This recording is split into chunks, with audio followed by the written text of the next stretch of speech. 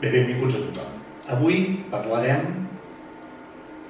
del col·leccionisme des de la vessant lúdico-científica, que és la vessant que nosaltres practiquem i el que a nosaltres ens agrada, no des de la vessant de la col·lecció com a inversió ni de la col·lecció institucional. El primer que ens preguntem és per què col·leccionem minerals. Per què nosaltres col·leccionem minerals?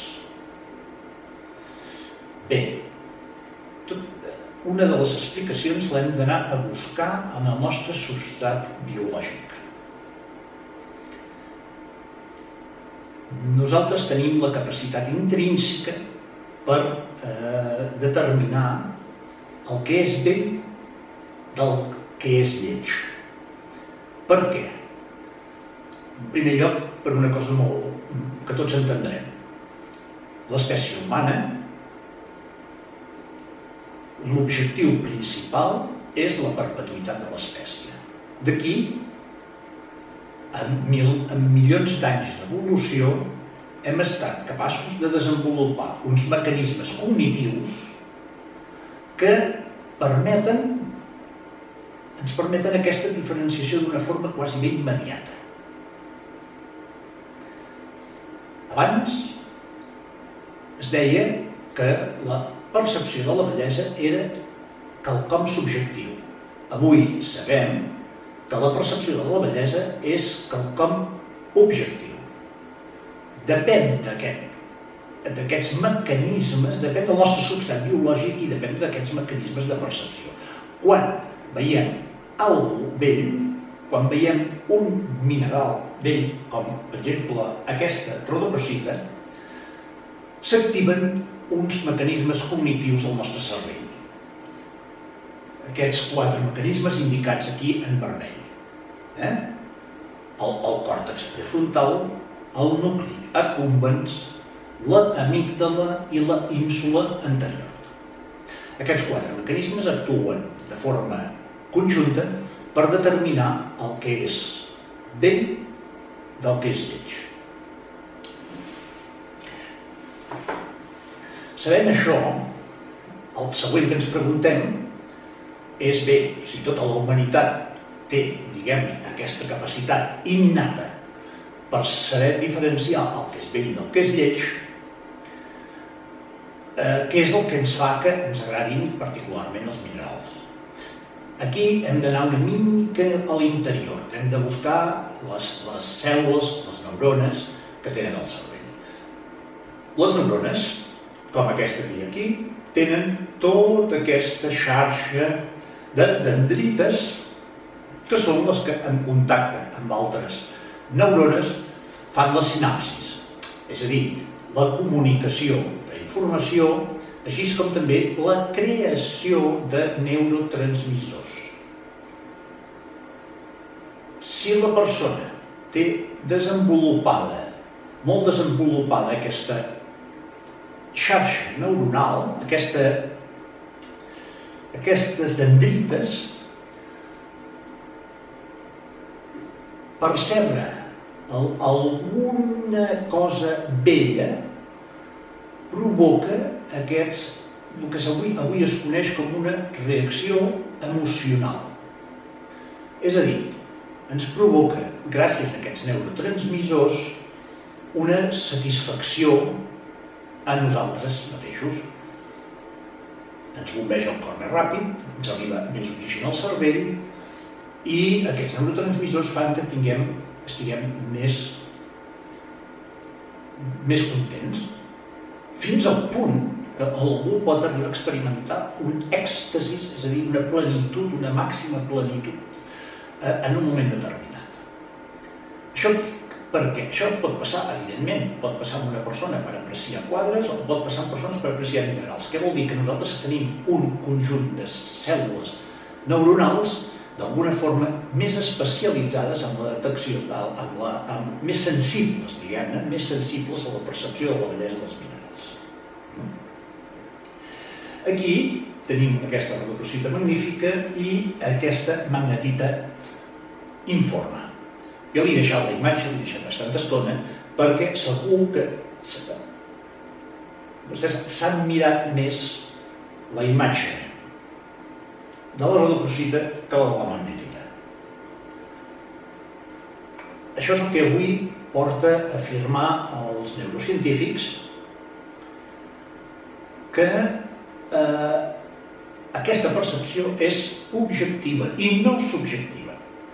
Aquí es van fer experiments clínics amb nadons en què se'ls han projectat unes imatges, homes, dones, comparativament vells, velles, lletjos, lletges, i van monitoritzar els ulls dels nadons. Els nadons no són susceptibles de ser subjectius en els seus criteris, i el que van determinar és que els nadons miraven sempre molt més la imatge vella i no la imatge mitja. D'aquí que es determina que això és algo objectiu. I aquí ens passaria amb totes aquestes altres imatges, totes són imatges velles, que a nosaltres, com a aficionats als minerals i amb un sistema neurològic algo especialitzat, nosaltres determinem que és vell. Per exemple, a més de la bellesa, és a dir, nosaltres miraríem aquests materials aquí, aquest, d'entrada, i evidentment diríem que són molt belles peces que tenen molta bellesa. I és cert. Però a poc, o si tenim comparativa amb altres imatges, com és el cas aquest, ens adonarem en compte que a part de la bellesa hi ha alguns elements més que cada vegada ens van acostant més al que a nosaltres ens doni major satisfacció. Per exemple, aquí tenim l'exemplar de maragda, baril de la varietat maragda, que està lleument descentrat. En canvi, aquest o aquesta varietat, què tenen? O aquest baril? Simetria. Estan centrats. Per tant, un altre element important, la simetria. És a dir, si nosaltres tinguéssim la capacitat econòmica suficient per triar una d'aquestes dues peces, no triaríem probablement aquestes descentrades, sinó que triaríem aquestes perquè les considerem millors. Estèticament millors. I finalment tenim un tercer element que per mi també és important, que és el conjunt que representen alguns minerals. Aquest conjunt que diríem l'harmonia, és a dir, bellesa, simetria i harmonia conformaran l'exemplar que en diríem excepcional, aquell que ens produeix major plaer, aquell que ens provoca la major reacció estètica.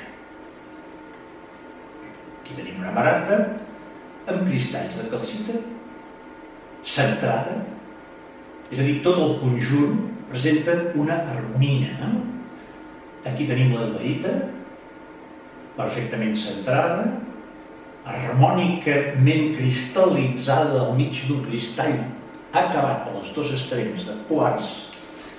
Aquí, per exemple, també veiem les elbaïtes. Per exemple, aquesta presenta una certa asimetria, mentre que aquesta, per exemple, és asimètrica perfecta.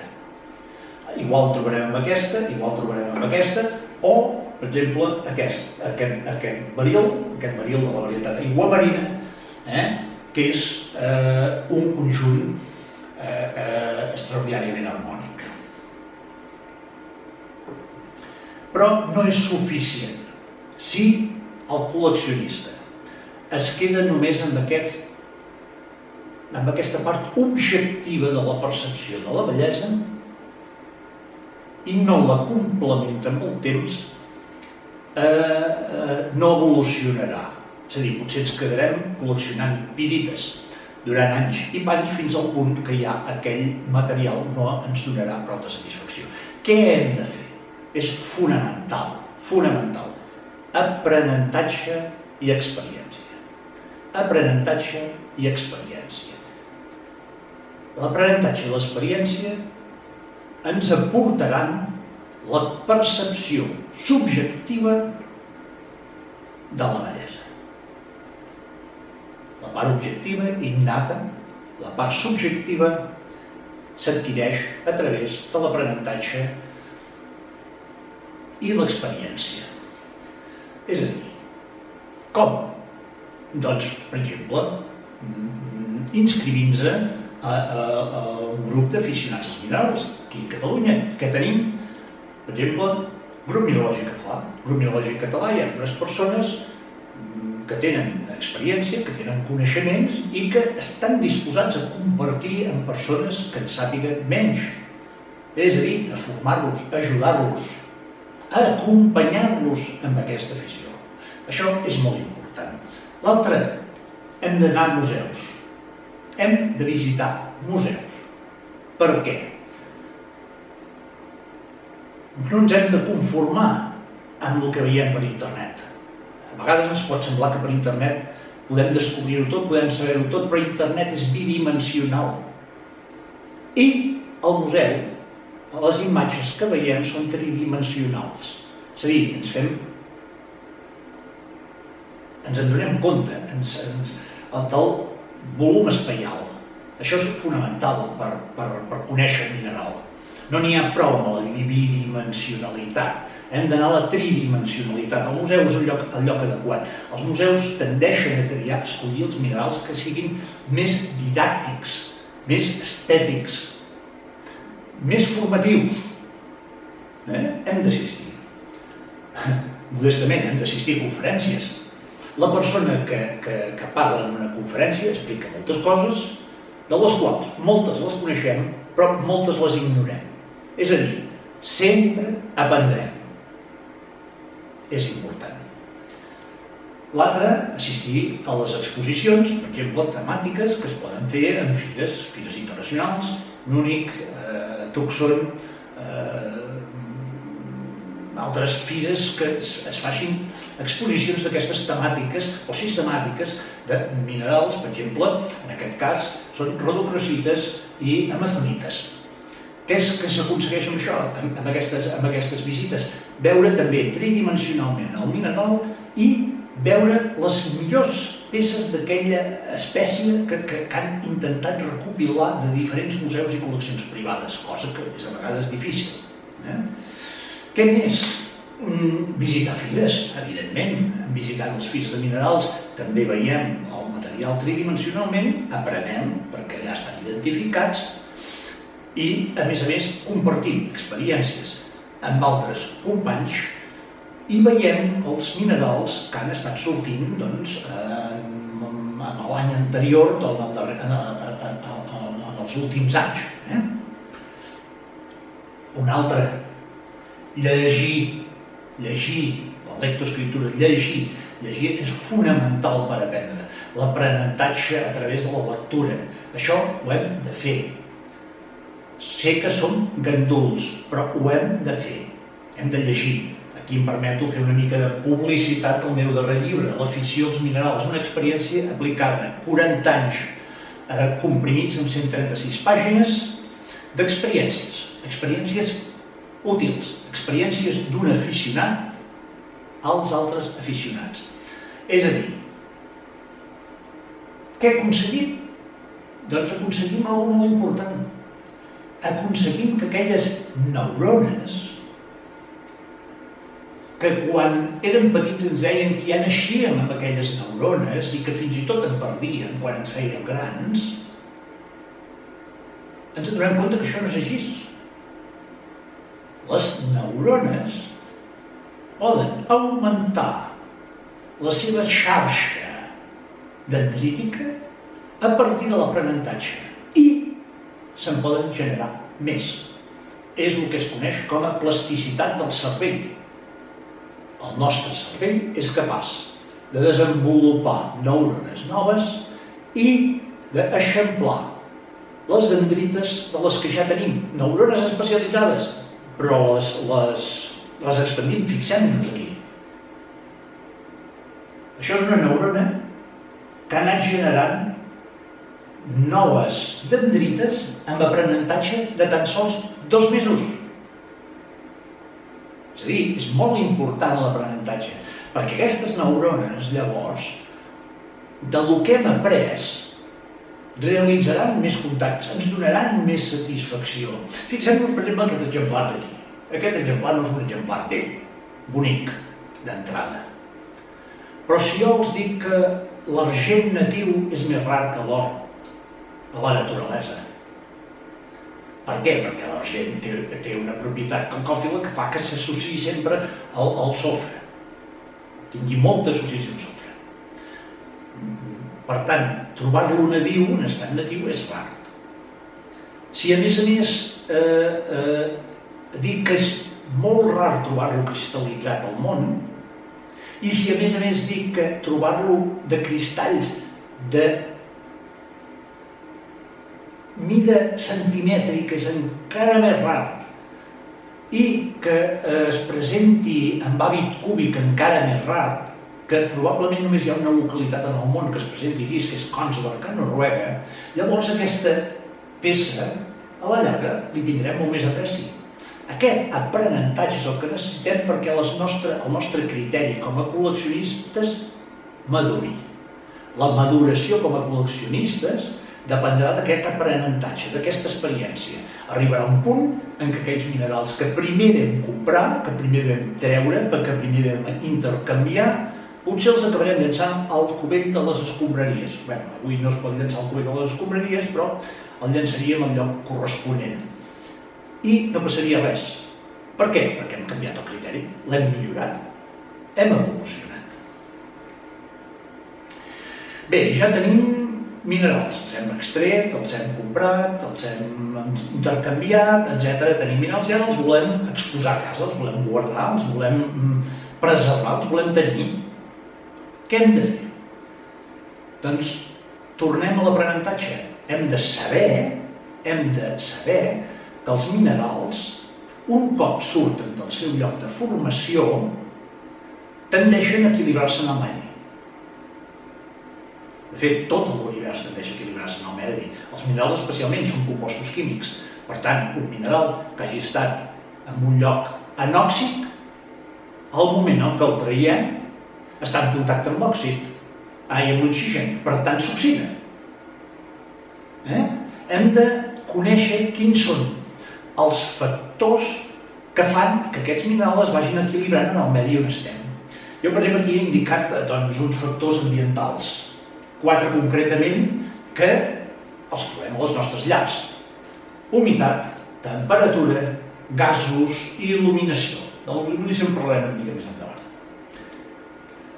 Nosaltres trobem una magnífica pirita, lluent, brillant, fantàstica, i la posem a un estanc de la nostra vitrina. Què passa? Que la nostra llar pot tenir una humitat relativa mitjana d'un 60%. Això és una humitat alta per un sulfur com la pirita, que hauria d'estar en unes condicions òptimes d'uns 30 graus. La pirita, al moment que la traiem, ha estat patint unes tensions i, encara que no ho veiem, té microfissures. Pensem una cosa. Pensem que a l'ull humà percep les fissures que tenen un gruix superior a les 100 miques. Per tant, en realitat, la pirita, si la miréssim ara a molt augment, veuríem que està plena, clivellada de microfissures. Amb aquestes microfissures, què passa? Penetra la humitat porta oxigen i es produeix una alteració electroquímica. Què es passa? L'oxigen es combina amb el sofre, ferro, i formen sulfats. A més de formar àcid sulfúric, que si el tenim lliure a la col·lecció, aquell àcid sulfúric danyarà altres minerals. Per tant, aquest àcid sulfúric, aquests sulfats que es formen, impliquen un problema clarament mecànic. Sí, mecànic. És a dir, la cel·la elemental de la pirita té un volum de 158 àngstroms cúbics. Això d'entrada no ens diu gran cosa, però els sulfats que es formen, per exemple, la melanterita, aquest groc d'aquí, la melanterita té un volum d'uns 974 àngstroms cúbics. Fem una comparació ràpida. El meu puny seria la cel·la de la pirita, mentre que la meva cara seria la cel·la de la melanterita. És a dir, què passa dintre? S'experimenten unes fortes pressions que el que fan és trencar literalment aquests magnífics cristalls. És a dir, l'humitat és un factor molt perillós per molts minerals, com per exemple els sulfurs. L'altre, la temperatura. Hi ha minerals termosensibles. És a dir, quins minerals? Bé, els minerals que tenen un coeficient d'expansió tèrmica volumètrica més elevada. Quins serien? Un dels que té més elevat, la cerussita, la barita, la fluorita, seguits probablement de vitarita, estroncianita i aragonita. I fins i tot n'hi ha un en concret que té un coeficient d'expansió tèrmica 3 vegades superior a la cerussita. El sofre. Si nosaltres agafem un cristall de sofre i el posem a la nostra mà i escoltem, sentirem crepitar el sofre. És a dir, que el sofre, a la temperatura del cos humà, 36 graus, ja comença a presentar problemes d'aquest tipus. Un altre element són els gasos. Els gasos ens sembla que no hi ha gasos, doncs no. A les cases hi ha gasos. Alguns afecten més o menys els minerals. Per exemple, n'hi ha un del qual hem de preservar alguns minerals, com per exemple elements, fins i tot sulfurs, que és el gas sulfídric. El gas sulfídric és el gas que emana de les clavegueres per la descomposició orgànica. A les clavegueres hi ha gas sulfídric. Contínuament a la casa n'hi ha de gas sulfídric. El que passa és que en molt pocs nivells, però per exemple, dies de pluja, què passa? Les clavegueres s'omplen i el gas surt per les canonades i per tant pels desaigües. Allà és quan notem aquella olor desagradable, que alguns en diuen d'ous podrits, etc., que això és el gas sulfídric. I el gas sulfídric, què fa? Per exemple, en l'argent, aquí tenim un exemplar d'argent de Kronsberg, fa que l'argent es combini amb el sofre del gas sulfídric. Per tant, què ens està fent? Doncs una capa passivant molt fina d'acantita, de sulfur de plata, que és negre. I llavors l'aspecte seria aquest. Quin altre factor hem d'intentar prevenir la nostra col·lecció? La il·luminació, molt important la il·luminació. La il·luminació. Hi ha una sèrie de processos que provocats per la il·luminació són aquests minerals que se'n diuen fotosensibles. És a dir, la fotosensibilitat la presenten determinades espècies minerals. Per què? Per què, diguem-ne, què és el que els afecta, en realitat? Doncs són els fotons d'il·luminació, els fotons lumínics. Pensem una cosa. En l'espectre d'il·luminació tenim, per exemple, el color roig. El color roig emet els fotons emesos pel color roig tenen una energia de 1,8 electronvolts. Això igualment ens diu poca cosa. Però pensem una altra cosa. La llum blava, blau-violeta, just aquell trànsit de llum blava a blau-violeta, l'energia dels fotons ja és de 2,4 a 3,10. Fixem que quasi és doble l'energia d'incidència.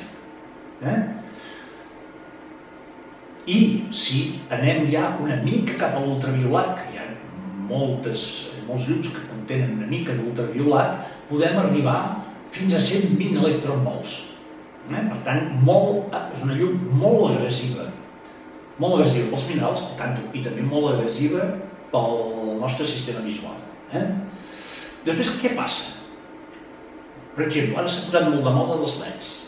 Jo els LEDs, insisteixo ja des d'ara, que no els recomano per a l'il·luminació de minerals. No els recomano. El LED, què passa? El LED, el diode LED, quan el construeixen, emet a més de 6.000 graus Kelvin. Llavors, per reduir això i anar a uns 3.000 o 3.000 i escaig de graus Kelvin, posen una capa de fòsfor. Si han vist els LEDs, els díodes LEDs, es veu que hi ha un quadret groc, una forma groga, doncs allò groc que són els fòsfors. Fòsfors que amb el temps i la temperatura també es van deteriorant.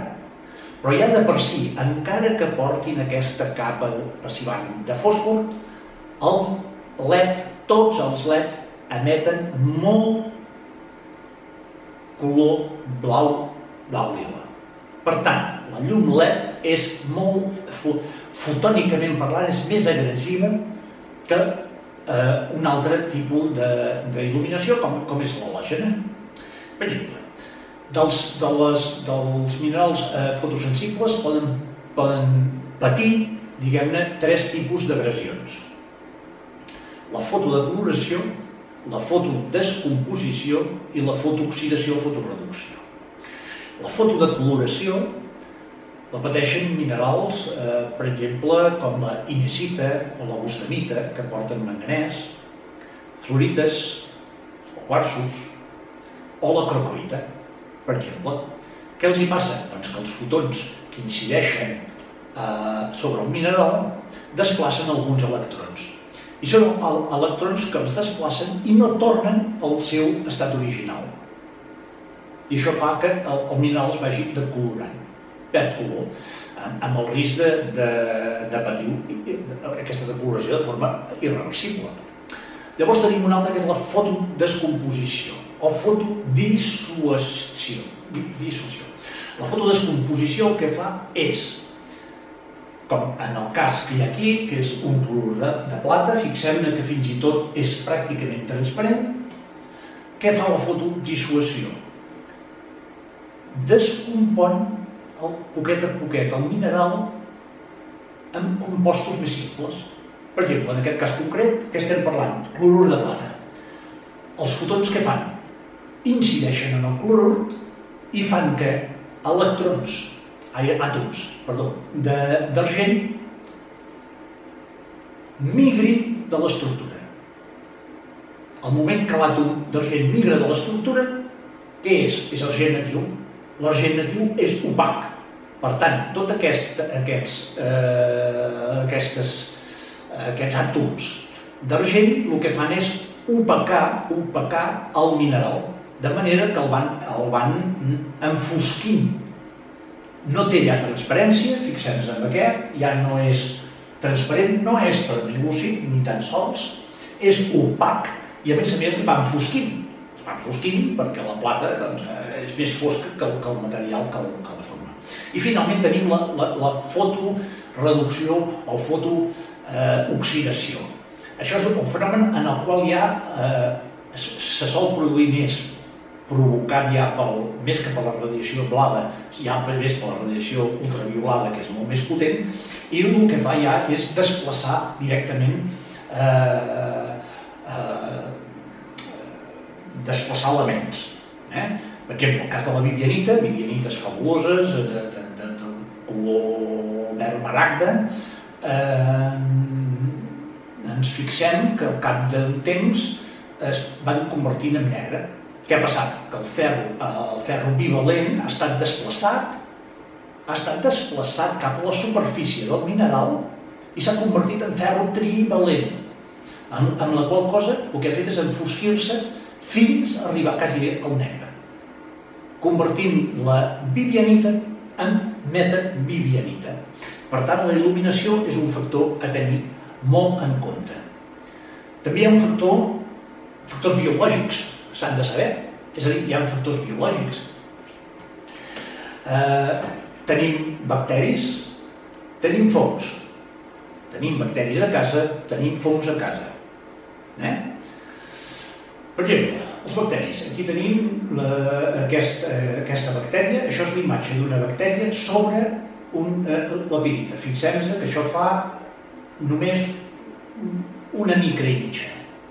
Recordem que he dit que nosaltres no som capaços de percebre visualment escletxes inferiors a 100 micres. Doncs imaginem aquestes bactèries, 100 micres per ells és com una autopista. És a dir, si la pols de la casa es deposita sobre un mineral i allà hi ha bacteris d'aquest tipus, aquests penetraran, per exemple, dintre la pirita, dintre aquestes esquerdes de pirita, i si la humitat és elevada, què farà? Es aniran desenvolupant aquestes bactèries, es aniran desenvolupant allà dintre aniran menjant, allà dintre aniran excretant, i al final què passa? Que tot el que es va produint acabaran produint també sulfats de ferro. En aquest cas concret, jarosita, sulfat de ferro. La jarosita té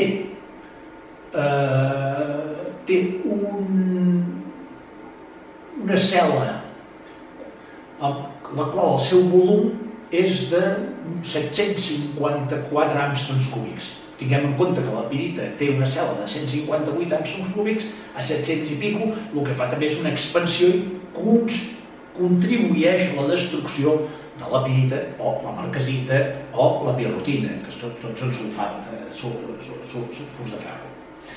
Quin altre problema tenim? Els fongs. Aquí fixem-nos a la ceba. Les cebes, a vegades pelem les cebes i hi ha unes taques negres, que diem, carai, què és això? Doncs això és aquest Aspergillus niger. Aquest Aspergillus niger el trobem a les cebes, però també el trobem als banys, el trobem a les banyeres, allà veiem una cosa negra, desagradable, doncs allò és un Aspergillus. Clar, què passa? Que les espores estan a la pols, les espores estan a l'aire, ventilem i aquestes espores van amunt i avall. Aquestes espores es depositen sobre els minerals i què passa? Tinguem en compte que les espores d'aquests fongs poden fer una micra i mitja, 2 micres. És a dir, que fàcilment penetren en aquestes microfissures que nosaltres ni tan sols veiem i el que van fent és anar-se desenvolupant.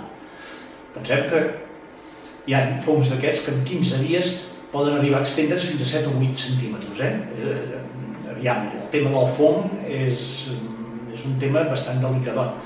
Tinguem en compte, per exemple, els que tenim càmeres fotogràfiques, si els deixem en un lloc humit o així, o que les espores i no hem protegit els objectius, ens podem trobar que dintre hi hagi fongs molt difícils de treure. Però també què fan els fongs? Sí que els fongs poden alcalinitzar una mica el mineral, però bàsicament què és? És també un problema mecànic. Fixem-nos, tot això són fongs que van penetrant per dins de les fissures dels minerals, però ells mateixos alhora provoquen les fissures. Per què? Perquè les tiges d'aquests fongs poden arribar a mesurar 190 micres. És a dir, les tiges d'aquests fongs per nosaltres ja arriben a ser visibles. Per tant, suposem que teníem una petita fissura que 100, de 50, de 60, de 70, de 80 micres, de cop i volta, la tija aquesta, en 15 dies, el que fa és expandir aquestes microfissures fins que les converteix en fissures visibles o fins i tot amb la destrucció del mineral. Per tant, què hem de fer? Doncs primer de tot hem de saber tots aquests problemes que poden tenir. Hem de saber per què, saber per prevenir per preservar i preservar per conservar. Una de les nostres feines com a col·leccionistes és això, és preservar i conservar els minerals per nosaltres mateixos, per gaudir-ne nosaltres com a primers interessats, evidentment, i que el puguem gaudir durant molts anys, però també conservar-lo per generacions futures. Aquests minerals que nosaltres hem extret, a lo millor amb risc, a lo millor de forma excepcional. Si nosaltres som capaços de preservar-los i conservar-los, les generacions futures en gaudiran. Per tant, jo què proposo? Aviam, d'entrada jo què proposaria? La manera de solucionar-ho és fàcil. Per mi és fàcil. O una de les maneres en què podríem preservar-ho. Què és? És fer una vitrina estanca i hermètica. Amb una vitrina estanca i hermètica, en parlaré després, jo penso que ja ho solucionem tot. Però, com que la majoria de nosaltres ja tenim vitrines, ja ens hem gastat els diners en unes vitrines no adequades, però ens els hem gastat, què hem de fer? Doncs preservar els minerals a dintre les vitrines. Una manera molt fàcil, urnes de plàstic per poder conservar-les. Que normalment amb l'hermetisme que ve de fàbrica, diguem-ne, ja n'hi ha suficient. Si volem ser més curosos, doncs senzillament aquí apliquem cera líquida d'abella, no parafina, sobretot, cera líquida d'abella, i això es conservarà pràcticament sempre. Si és un mineral fotosensible, doncs simplement les mateixes caixes, per exemple, recobertes per una cartolina negra, ens farà el servei. Si volem exposar-lo a la vitrina, la capsa amb una base de color potser no està massa bé perquè, a més, els plàstics no tenen una transparència suficient, però sí que la tenen els metacrilat. Llavors, per la vitrina, posem la peça dintre la urna de metacrilat. Igualment, la precipitem amb aquesta cera d'abella líquida i el tenim per sempre. Llavors, les capses aquestes es poden guardar en calaixos, com per exemple aquest, que això és un calaix metàl·lic, de la casa Klein, amb portes, que a més nosaltres podem sellar amb cautxo, per exemple, amb cautxo, aquí no ens entrarà la pols, evitarà molt la humitat, la llum tampoc la penetrarà, i a dintre calaixos de diferents alçades que ens permet tenir minerals de diferents mides. La mateixa casa, per exemple, ja ven aquestes cubetes, aquests compartiments, a la qual, a més, presentem d'una forma molt digna la nostra col·lecció de calaix. Però anem a la vitrina. És a dir, si nosaltres volem tenir el mineral, exhibir-lo, tenim unes mostres de calaix, evidentment les guardem a les armaris. Tenim unes mostres de vitrina, les mostrem a les nostres vitrines. Però aquí també hem de preservar els minerals d'un altre factor, que són les vibracions. Les vibracions, totes les cases, tots els pisos, sobretot a les grans ciutats, hi ha vibracions contínues. El trànsit rodat, la gent, el vent, els petits moviments sísmics, etc., provoquen aquest moviment. Per exemple, si el mineral que volem presentar, agafem una peana, per exemple, de metacrilat, com seria aquesta, fem servir aquest adhesiu termosensible, aquest adhesiu termosensible és etilèn vinil acetat. Això és important, etilèn vinil acetat, perquè se sol parlar de silicona. Mira, posarem silicona. No, silicona no, sobretot silicona no en poseu, perquè la silicona desprèn àcid acètic. Hem de posar etilèn vinil acetat. Per recordar-se, ens hem de recordar d'Adam i Eva. La Eva és l'etilèn vinil acetat.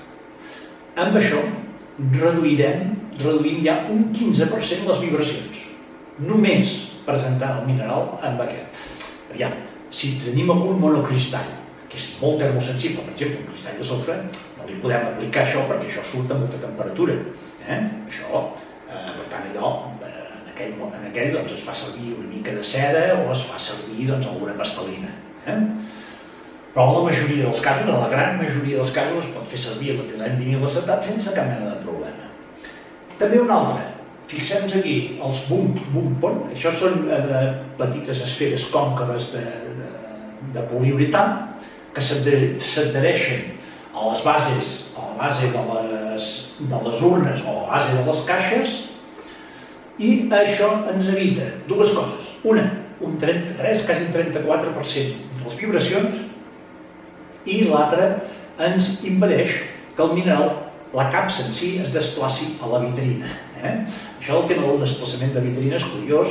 Hi ha una anècdota, una anècdota real, que al Museu de Manchester tenien una figura egípcia que es van donar compte que quan arribaven al matí la figura havia fet un gir de 180 graus i se la trobaven d'esquena. Es va teoritzar que si això era una maledicció, etc, però fins que es va monitoritzar tot. Es va monitoritzar l'entorn. Al monitoritzar l'entorn se'n van donar compte que allò estava provocat per les vibracions del trànsit rodat. Això també ens pot passar amb els minerals, un desplaçament a les vitrines. Per tant, aquests punts de poliuretà ens ho evitaran. Bé, la vitrina. La vitrina, què ens passa? Que molts de nosaltres ja la tenim. I a vegades no ens hi volem gastar els diners que val, però valdria la pena. És a dir, jo el que proposaria és una vitrina que no estigués feta de fusta, que no estigués feta d'aglomerat, que no estigués feta de cert. Per què? La fusta, primer de tot, amb les humitats es deforma. Segon, desprèn formaldehid, àcid acètic i algun altre producte més. L'aglomerat, a part del problema de la fusta, excepte la deformació, a més hi ha els aglomerants sintètics que s'hi afegeixen que també desprenen gasos. L'acer inoxidable senzillament perquè té una densitat de 7,8, per tant hi ha materials metàl·lics que ens servirien més i que disminuirien molt el pes. Quin? L'alumini. L'alumini amb una densitat de 2,7 és probablement el material, a part relativament assequible, el material més idoni per nosaltres. És a dir, jo el que proposo és una vitrina feta íntegrament d'alumini amb unes vàlvules per aixecar la porta, tota la porta sellada, per exemple, amb cautxú, que al moment que la tinguem tancada serà estanca i hermètica. I a més que el vidre sigui un vidre antireflectant. Això és molt important, perquè si no tenim sempre els reflexes externs, mentre que si agafem un antireflectant, els reflexes no els tindrem. Per tant, jo proposaria això. Il·luminació.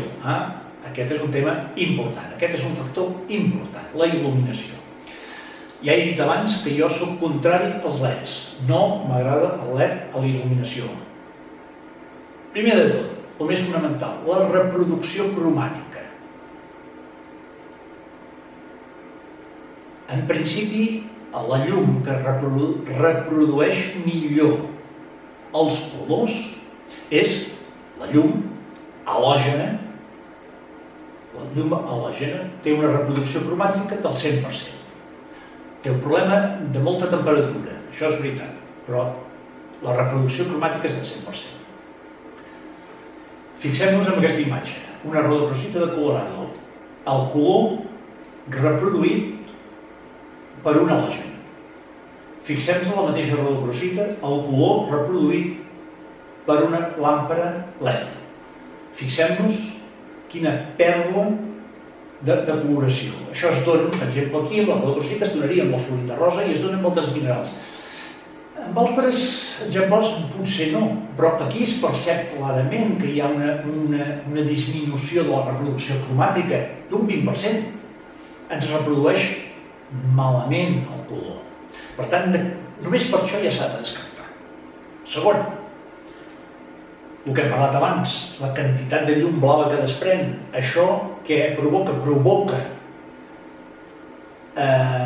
aquests fenòmens fotosensibles als minerals, però a més, a nosaltres ens provoca danys oculars, perquè hi ha la tendència, a més, a posar les llums dintre les vitrines. A més, a part, quin problema hi ha? Que aviam, que els díodes LEDs, els díodes com a tal emeten poca energia, però darrere s'emet molta energia que també s'ha de dissipar. Què passa? Que s'acaba dissipant dintre la vitrina i per tant augmentant la temperatura. D'aquí que jo proposo una il·luminació externa. Una il·luminació externa amb quin tipus de llum? Amb la llum halògena. Això no és una instal·lació cara, això és una instal·lació assequible a totes les butxaques. Si algú diu, home, jo vull el Rolls-Royce de la il·luminació, bé, llavors és centres amb llum halògena, que la llum es transmet a través de fibra òptica tots els metres necessaris perquè els emissors de llum estiguin airejats, estiguin fora, no emetin calor dintre la vitrina i estiguin il·luminats, que és el cas, per exemple, del Museu Pierre-Marie Curie de París. Llavors també la inclinació dels focus ha de ser més o menys d'un 30% de graus d'inclinació per evitar que nosaltres mateixos ens fem ombra. És a dir, la il·luminació, ja dic, la il·luminació és força important.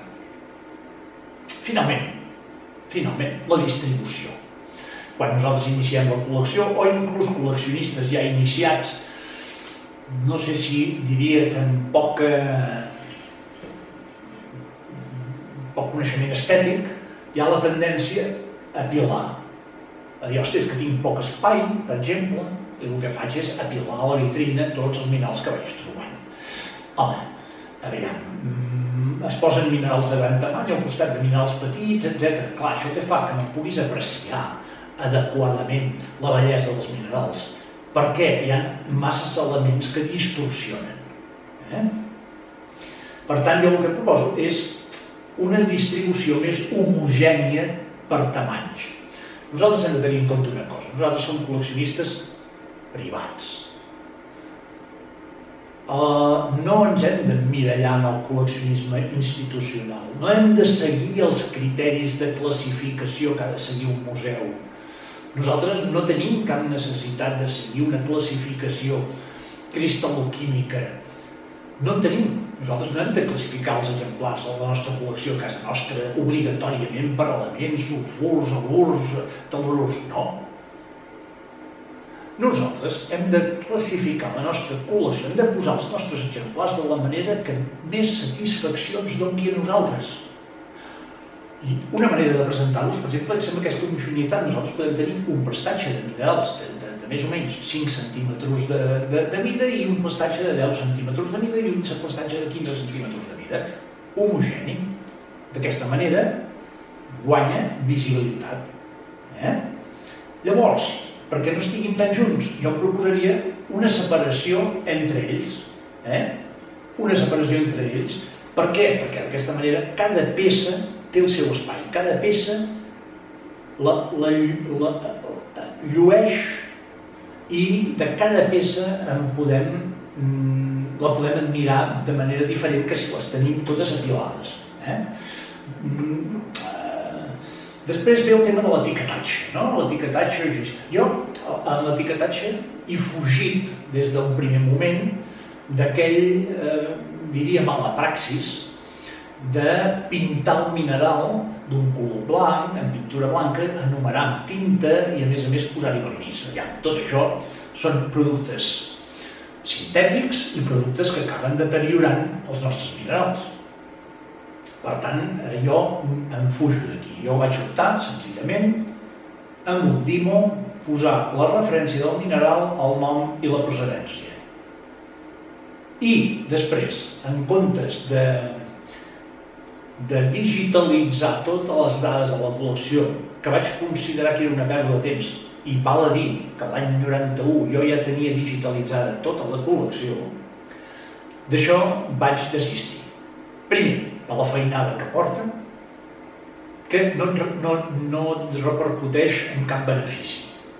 No repercuteix en cap benefici. Ni en cap millora.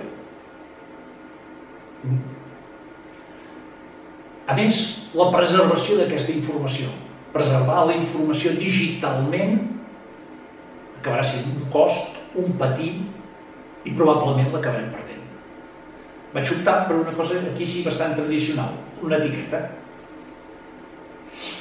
Una etiqueta amb la referència, nom, la mina, el més precís possible, la data en què ha entrat i quina col·lecció havia pertangut o la data en què ha estat extret.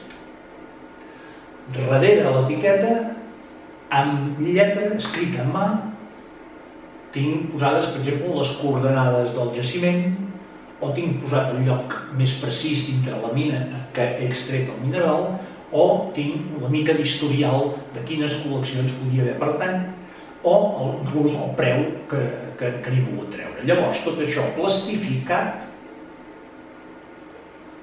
què aconsegueixo? La perdurabilitat en el temps d'aquesta informació. Tal com està fet així, això pot durar uns 200 anys. Digitalització no arribarà mai, mai, mai de cap manera a aquestes dades.